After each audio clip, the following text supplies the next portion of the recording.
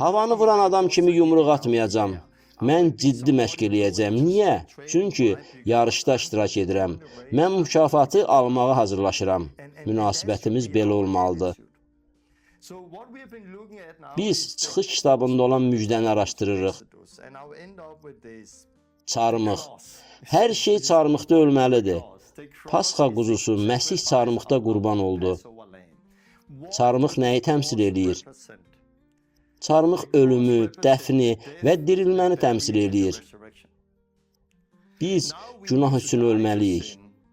Köhnə ölü həyatımızı bastırmalıyıq.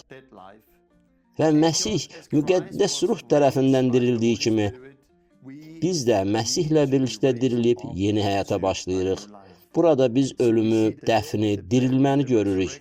Pavel Romalılara 6-cı fəsildə bunu deyir.